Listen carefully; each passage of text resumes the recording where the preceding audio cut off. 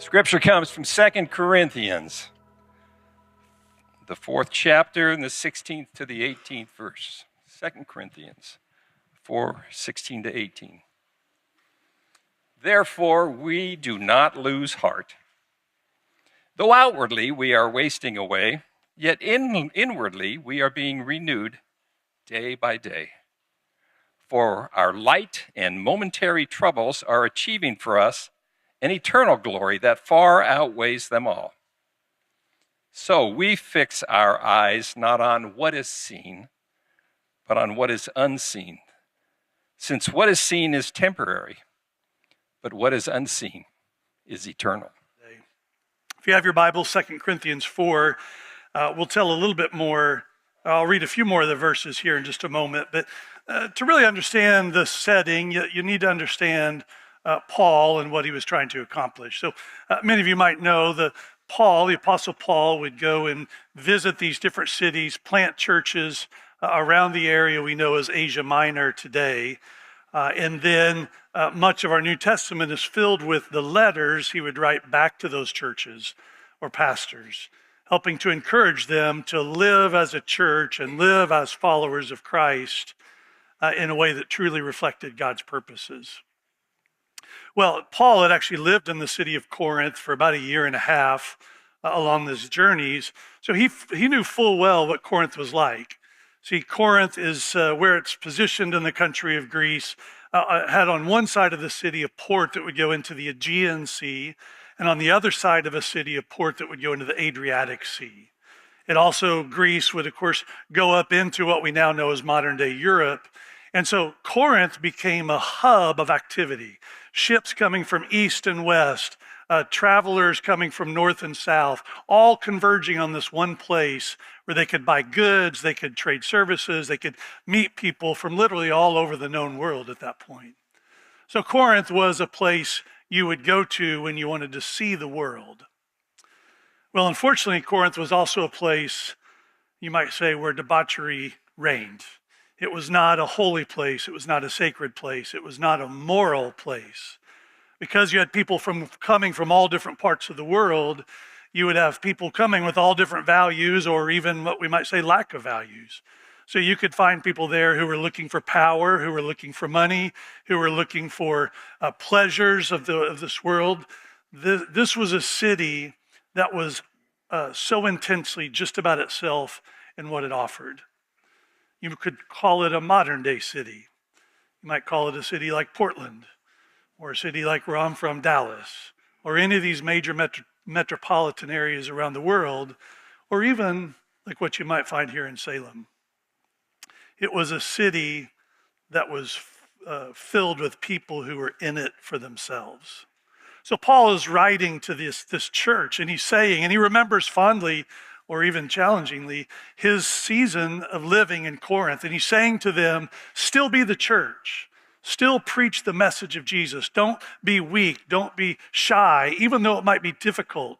Because when you're preaching the gospel in an environment that's filled with people who have other values and other beliefs, often you might tend to or desire to kind of curl up in yourself and be quiet.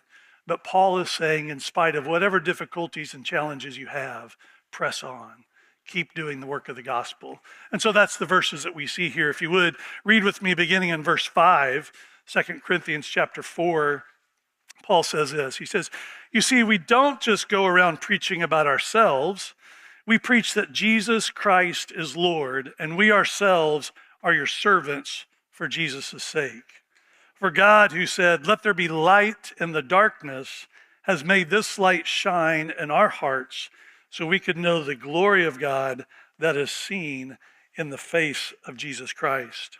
Now, verse 8. We are pressed on every side by troubles, but we are not crushed.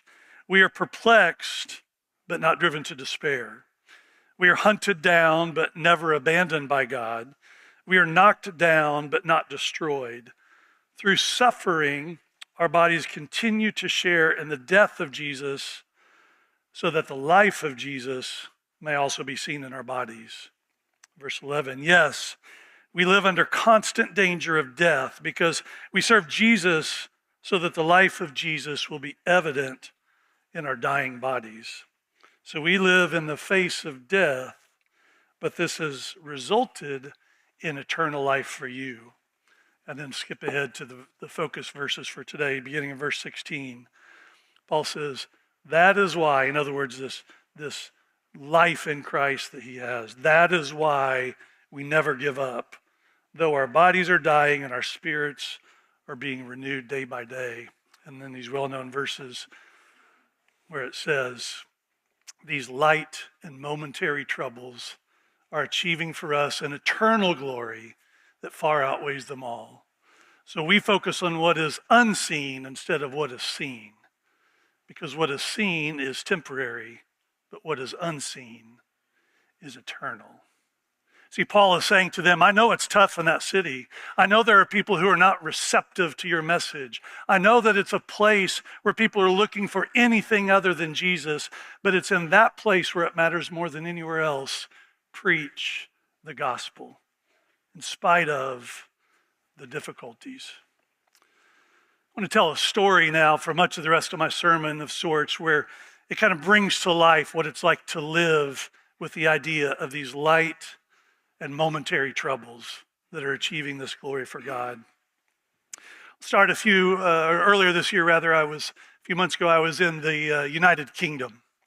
Our ministry has an office there, and our pastor that leads our ministry efforts there was sick with cancer, and I was there to visit him and spend some time just hopefully encouraging him in a situation. Before I drove out to his house, I was in the city of Manchester where I flew in, and after the flight, I'd had a few hours to wait, and so I got a bottle of water and just sat on a bench next to the port along what's known as the Mersey River there in Manchester. Now, the Mersey River goes between several different areas, of course, but primarily is a conduit from the city of Liverpool on the ocean, on the bay, all the way over to Manchester. And so all day long, you can sit there and watch these huge ferries go back and forth between these two major cities.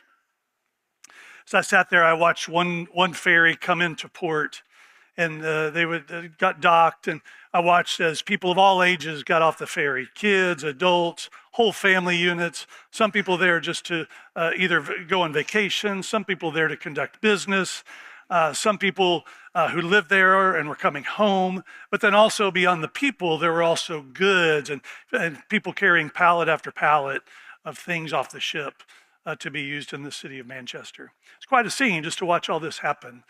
And as I sat there, what fascinated me was not just watching the people or the ferry or even the activity on the dock, but was to watch how these ferries were moored to the dock. So some of you may have seen this before. It's not just these large ferries that I was witnessing. It's also been true on cruise ships and on Navy vessels that I've seen. The ships are secured to the dock and tied up with these huge ropes. Have you ever seen those before? You know, the ropes are literally so big, I couldn't even wrap my hands around them and touch. It's just this large rope. And of course, it makes sense. You want the ship secured, you want the ferry secured before people come off, because what's valuable is not even the ferry or the ship itself. What's valuable is what the ship is carrying. What's valuable are the people coming from this city to that city. What's valuable are the things that are being unloaded to go into people's homes and businesses and lives. So the ship is just a conduit, but the valuable items are what's on the ship. So it makes sense that you'd want that ship tightly secured to the dock so that the valuable aspects could be unloaded. But it went more than that. It was more than just looking at this large ship or the people getting on and off. What really, truly fascinated me that day back in March was what happened first. Because, you know, those large ropes are so big, it would be nearly impossible to throw them from the ferry to the shore. So what went first was what I would term right now is a skinny rope. A little skinny rope was tossed from the ferry to the dock. Someone on the dock would grab that rope, gently help pull the ship in, secure it with the small ropes, and then they could quite easily then transfer the large ropes which is where they would secure the ferry. Now, when I thought of that situation, I was fascinated to learn that skinny rope actually has a name. It's not, remarkably, they don't call it skinny rope, right? I guess who would think that? But the rope is actually called the messenger rope. It's a fascinating name. And as I tell the rest of the story, I'm going to use that term quite a bit, because what I pictured that day is what came to mind. The ferry, I thought of as myself as the church. And the church holds what's valuable. You, the people. You hold the message of Christ. You live out the truth of the gospel. You have been changed and radically altered because you're on that ferry. You're going from one place to another place, and the ferry or the church is what gets you there. And I think of what it is to secure the ferry, to go to get it into dock and require a good condition where everybody on the church can come and be the church in another place.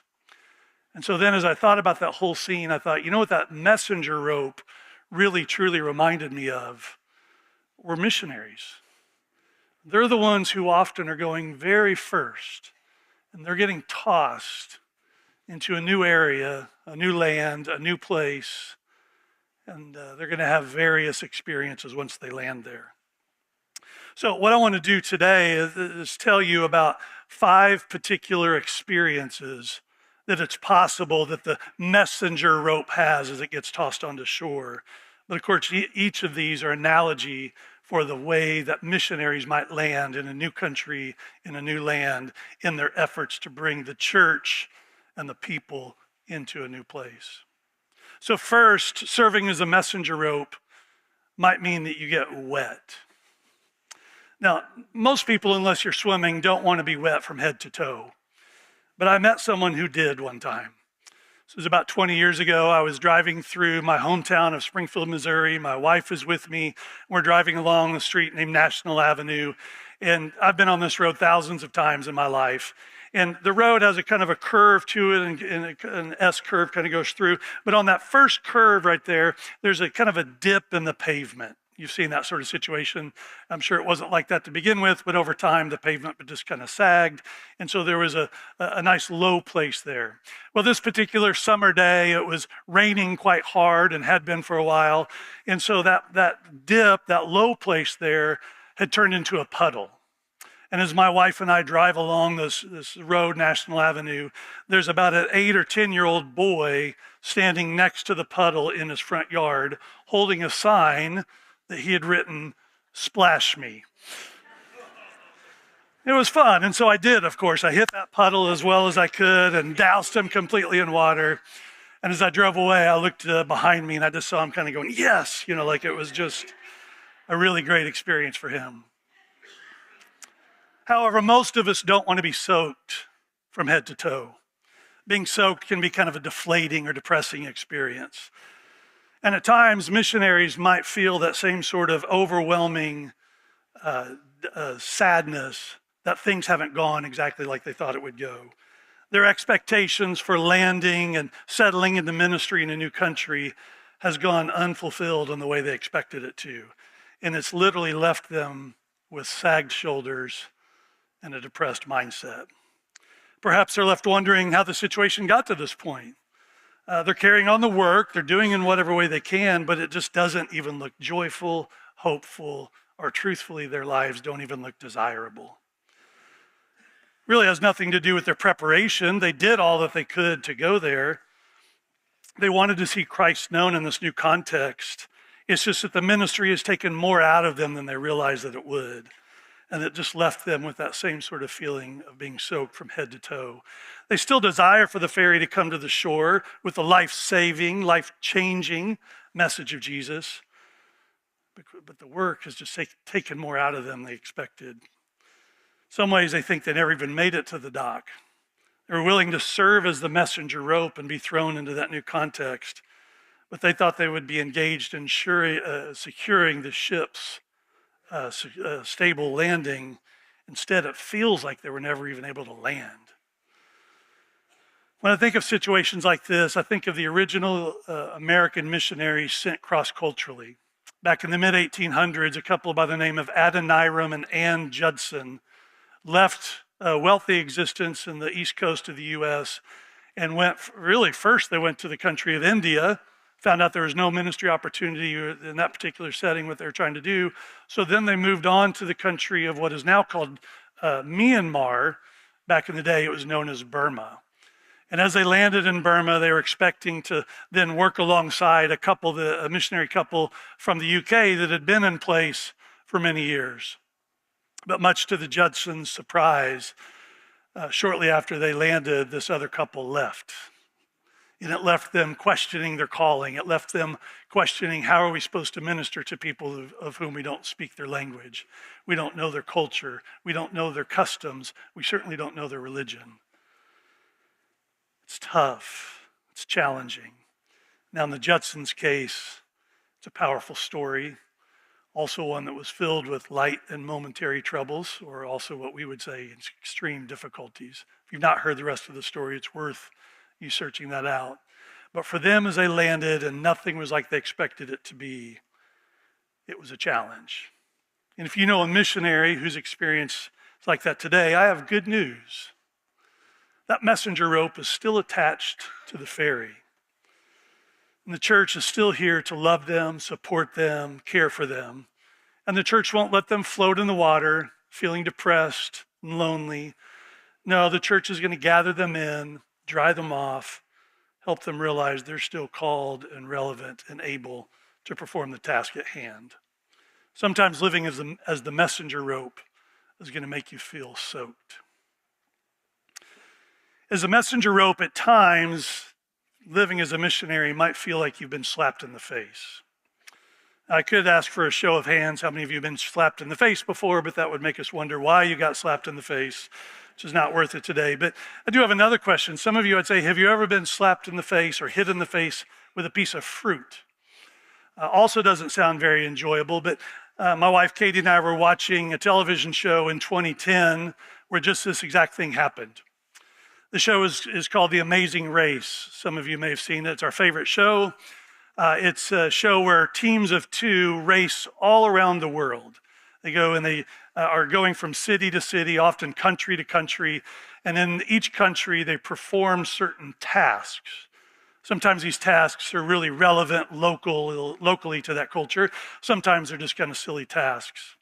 And on this particular episode in 2010, a contestant by the name of Claire Chamlin was doing a task. She was trying to take a piece of fruit in a slingshot and sling it, 30 yards or so to hit a target. Well, this wasn't the sort of slingshot you hold in your hand and maybe you have like a kiwi you throw. The slingshot itself was actually a mounted structure secured in the ground, and you would take two hands on that slingshot and you would pull it back as far as you could, and you would release the piece of fruit. Well, she wasn't strong enough to really pull that back on her own, so she used her body weight and literally sat down on the ground, pulled back that piece of fruit, and let it go with all the energy and gusto she could. Except it wasn't a kiwi or an apple or an orange, it was a watermelon.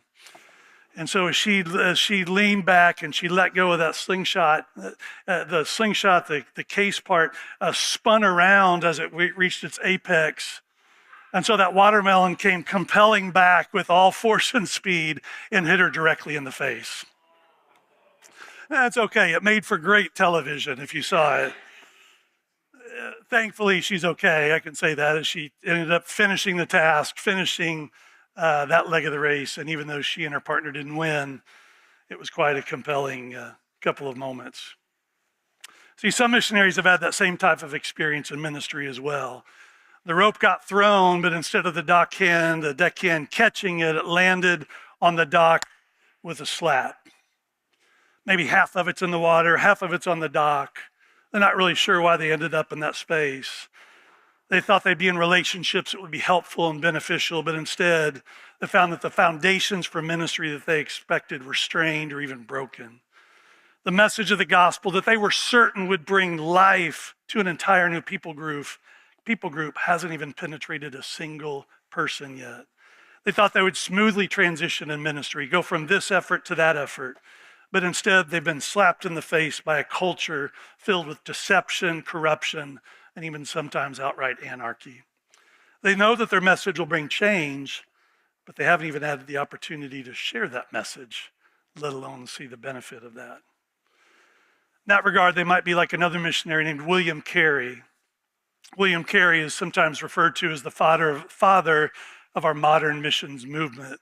He was a pastor, a church member in the UK back in the mid-1800s, and he felt compelled and called to go to the country of India. So as he took time to gather resources, gather support, gather a team, someone else to come with him, they finally got on the boat and they finally set sail. Yet 2 days later, they were pulled back because the person that was going with him owed money to other people. It wasn't even William Carey's fault. So then he had to wait, gather more resources, gather more team, wait for months. Finally, he and his wife set out. They landed in India, and things couldn't have gone worse. Here he was, passionate. He'd worked hard to get to this point, to share the gospel ministry. And it took 7 years until he saw a single convert. What did happen in that 7 years was his wife literally went insane. I can't imagine a tougher landing. Can't imagine a harder first few days, weeks, months, or years.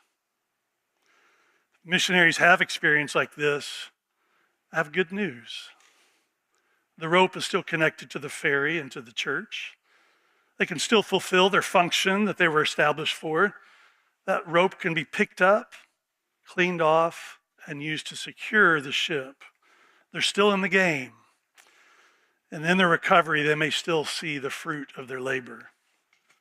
Sometimes living as the messenger rope means missionaries feel like they've been slapped in the face. Number 3, sometimes the living as the messenger rope, you might realize the missionary has to be rethrown or recast. The rope seemed to have been thrown correctly, but maybe the dockhand missed it. The rope seemed to be thrown right, but maybe there's a kink in the line and it didn't extend all the way. Maybe it was thrown right and caught right, but as soon as they tried to secure it, it slips off the lock and goes away. For whatever reason and whatever purpose, it just didn't work. It just wasn't at all what was thought to be. This reminds me of my friend Dennis. Dennis was preparing to serve in the mission field where he intended to do life as a missionary doing sports ministry, helping in the Philippines, connecting with students, athletes, and then eventually being able to reach their families. So Dennis, with this vision in mind, spent years of his life preparing for this moment. Undergrad degrees, master's degree, even a doctorate in sports management, sports theory, where he was going to be able to use that to get to the Philippines and lead this sports ministry effort. Well, shortly after he landed in the Philippines, he connected with the local mission team that he was part of, who ran a Christian school. Well, the president of the Christian school, shortly after Dennis and his wife's arrival, had to leave to go back to the U.S. to deal with an emergency in their family. What they thought might be kind of a short change led to a season of weeks where there was no leader. And so the missionary team asked Dennis, would you step in, lead this ministry effort, and would you serve as the president of our school? Dennis had literally spent years of his life in education and preparation, had spent tens of thousands of dollars, some of which may have been his parents, not even his, to go down this path to do ministry. But shortly after arrival, shortly after landing, he's now doing this. He was confronted with an opportunity that, again, thought might be a short-term opportunity, but he spent the next 18 years of his life serving in that role. Some missionaries, may be in the midst of a change of ministry even as I speak. Their change may not be as drastic as Dennis's, or it may be even more so. Maybe they thought they were going to fulfill something here and they didn't, and now they're going to try to do that in another context.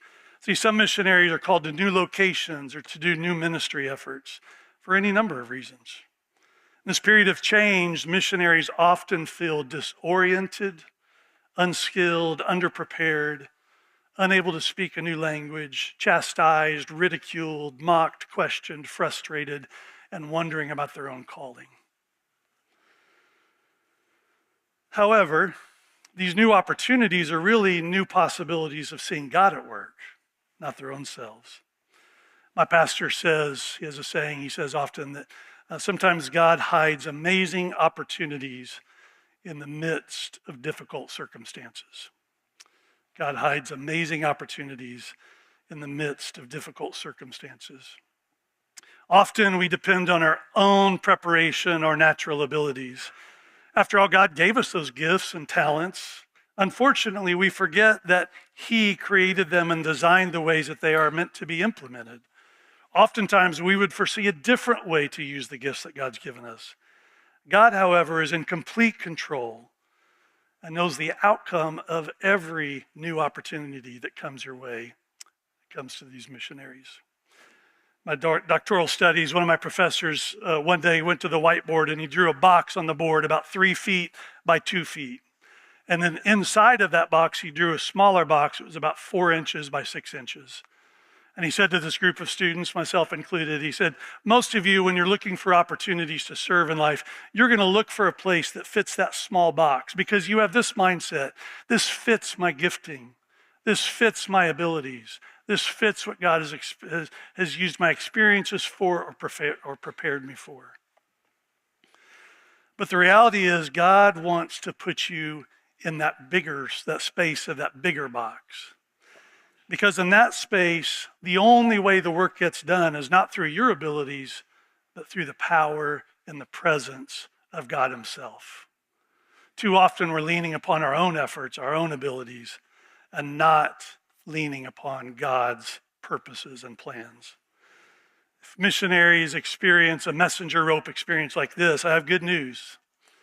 They're still attached to the ferry, and the church is going to lead them to this new change, then they are exactly where they need to be.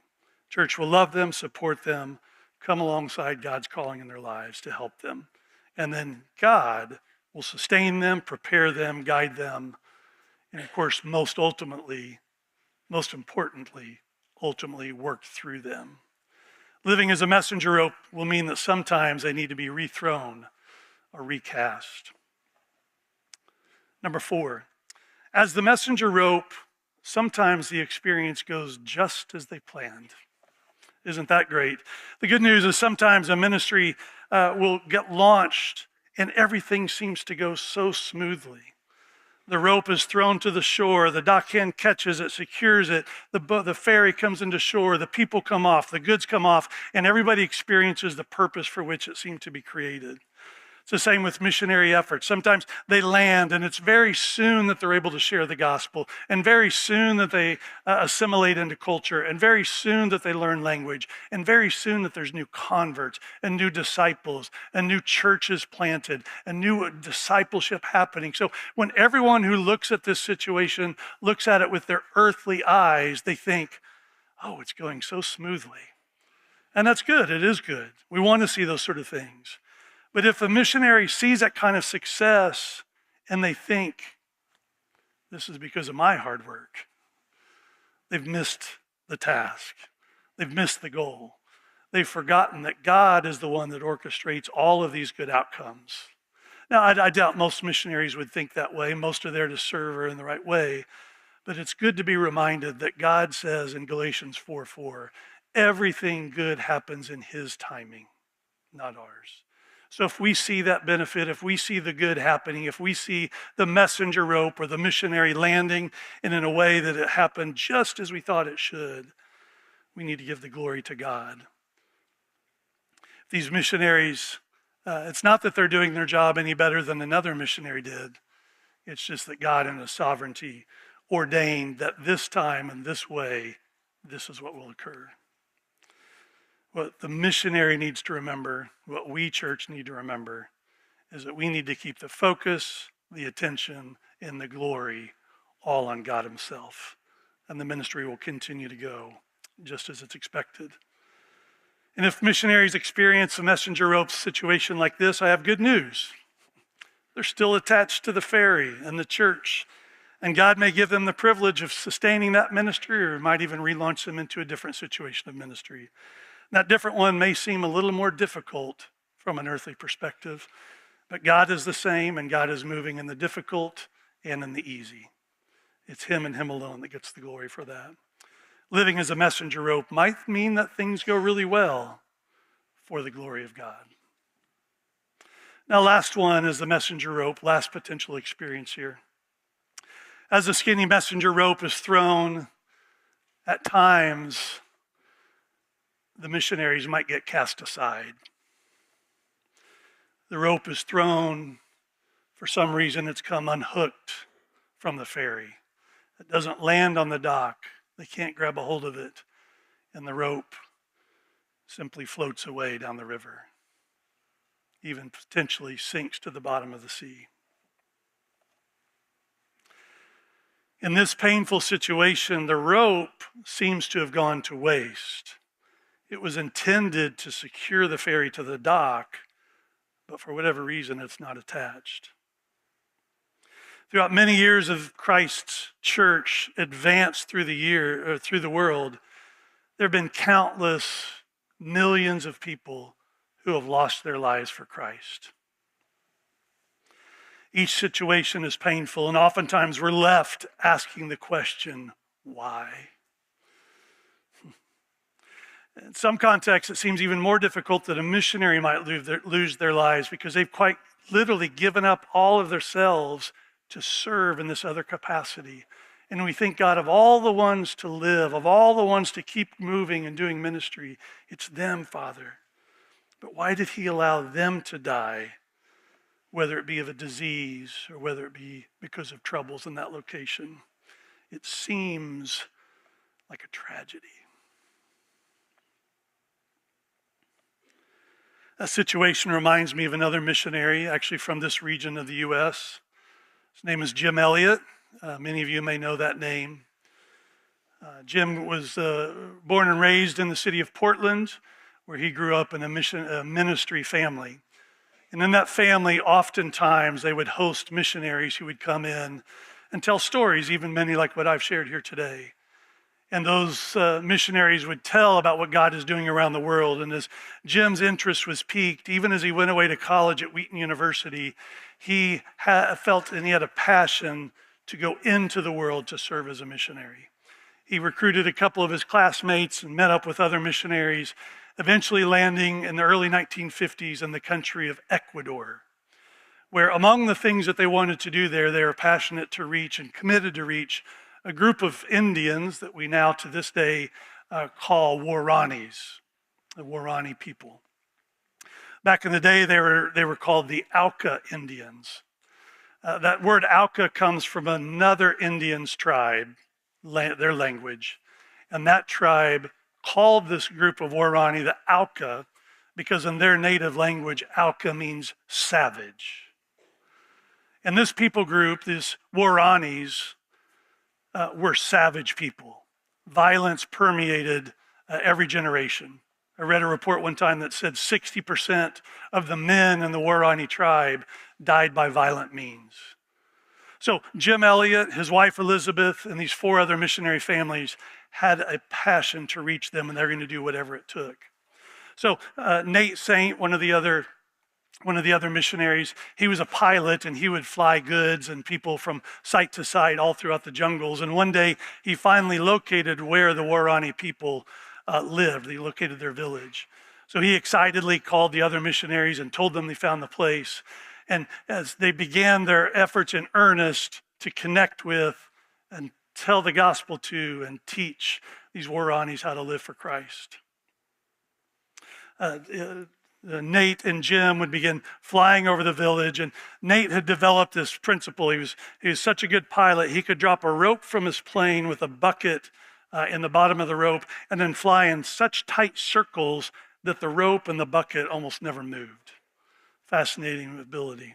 In that bucket, they would put machetes or pots and pans or things that these Warani people could use. And they would yell out phrases that they had learned the Warani speak. And they would say things like, "We are your friends. These gifts are for you. We want to know you."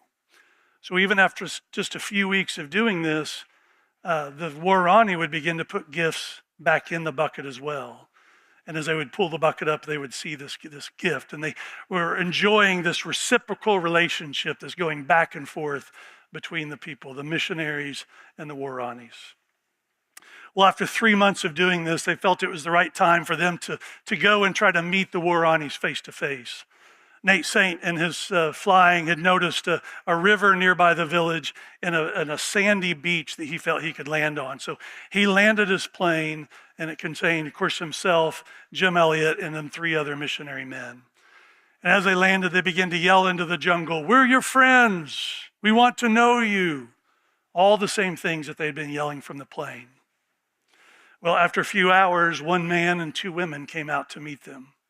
They affectionately began to call this man George. And they spent all day with this man and 2 women. And even at one point, Nate took George up in his plane, flew over George's own village, and he's yelling down to the people. As they come back down, George and the 2 women go back to their village. The missionaries wait. The next day, nobody came. The day after that, nobody came. And so on the 3rd day, Nate Saint decides, I'm going to get up in the plane again and see what's going on in the village. So as he flies over the village, he sees this large group of Waorani walking towards the beach. So Nate Saint calls his wife and he says excitedly, "It's happened. The day is coming where we're going to be face to face with many people from the Waorani tribe. I'll call you in 4 hours to tell you how it went." Well, some of you may know that call never went back. The Waorani people were not going to be friends with these 5 missionaries. They were not going to build a relationship with them. They were a warring party going to attack the 5 missionaries. All 5 of those missionaries lost their lives that day as they were speared to death by the Waorani people.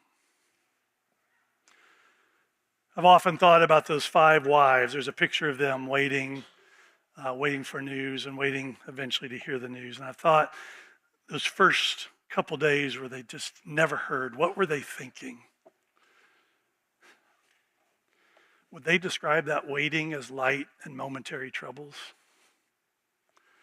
Did they question why? Did they think we could have served God in any other context? Why here in this place? They soon found out the outcome, that their 5 husbands had tragically lost their lives, and I'm sure those questions continue to come. Is it worth it? These missionaries who lose their lives and their service as the messenger rope. Well, to really know the answer in this particular situation, you need to know the rest of the story. Jim Elliot's wife, Elizabeth, Nate Saint's sister, Rachel, eventually went to go live with the Waorani through a bunch of contact. And over time, they were actually able to reach the Waorani people. So the Waoranis became a people that were not savage any longer, but were saved. They became people who knew Jesus and worshiped him with their lives. And so you still might ask the question, was it worth it? Was it worth it that 5 men gave their lives so that 1 people group could be reached? Well, there's even more to the story than that. See, the death of these 5 missionaries was covered in every major newspaper in America, every major magazine in America, so that everybody around the church, everybody around the country knew 5 missionaries gave their lives. And instead of causing more fear or doubt or unwillingness to serve, more people signed up and went out in missions in the next 10 years than had in the 100 years before that. So the result of those 5 men's deaths were, first, the Waorani people being reached. But even more than that, it was the realization that thousands and thousands and thousands of missionaries went out all around the world, literally preached the gospel to millions and millions and millions of people. Was it worth it? In God's economy and God's timing and God's purpose, it was. Because he was achieving an outcome that they could not have achieved on their own. See, all that happens here, these light and momentary troubles, the difficulties that Paul is preaching to the church in Corinth, the challenges that you might encounter as you go out and just serve the world, they might seem like challenges or they might seem like opportunities. But God is in those. And God is going to be with missionaries. God will be with you if you go out and serve the church. See, all this that we do, all these light and momentary troubles, they're not for us, they're for him. And Jim Elliot was a man, sat in a church service just like this for years of his life. But one day God called him, moved him out, ministered in Ecuador, and had an impact to reach millions around the world. And there may be one of you sitting in this service here today who may have heard about missions. You've watched people go out from this church before, and you may wonder, what will my experience be if I surrender and if I go out? What of those 5 messenger rope type experiences will be in it for me? Well, I can't tell you that. I can't tell you what it will be like, but what I can promise you is that God will be with you, and you will experience more joy in serving him than at any other point in your life. All that we do, even the enduring, the light, and the momentary troubles, are for him and his purposes. Would you pray with me?